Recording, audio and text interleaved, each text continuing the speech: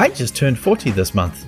I look back at the things that happened during my lifetime, and to be honest, I'm glad I was born slap bam in the middle of the 80s. 1985 was the year of Back to the Future, one of the greatest films of all time.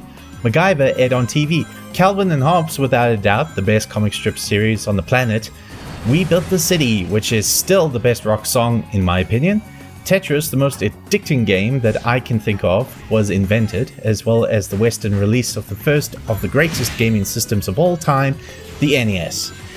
Now, since this is a gaming channel, I wondered if I had to make a list where I'd have to pick one game from each year in the last 40 years that I consider to be the best of its respective year, what would that list look like? Before this year's up, I hope to make a series of videos working through this list. It won't be the only batch of videos I make this year, but that will be my goal, to cover 40 games.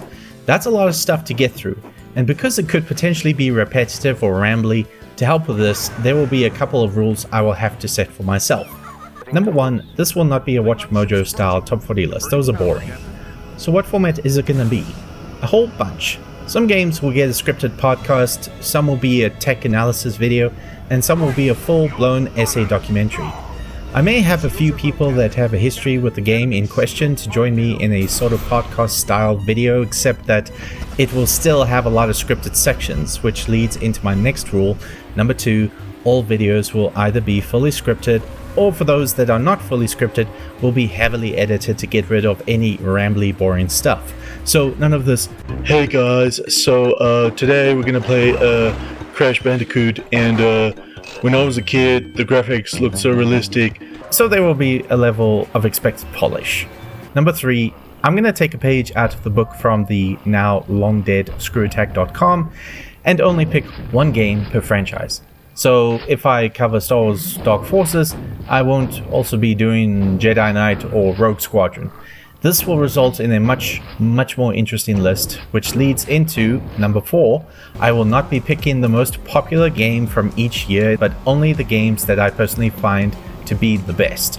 Not underrated, because that's relative, just simply the best, regardless of the general public's opinion, regardless of review scores from both journalists and fans.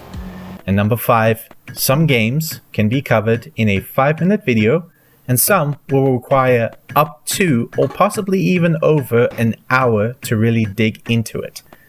So those are the rules I'll be following. There will be some obvious choices, but I think there will be quite a few surprises and maybe some games you haven't even heard of. But they will all be either my favorite game from that year or one that I find to be the most fascinating. So join me in this new journey of MXDash's best games, starting with 1985's top contender, which you will not have to wait long to see since I will be uploading it later today. Here's a clue of what that game will be. See you soon.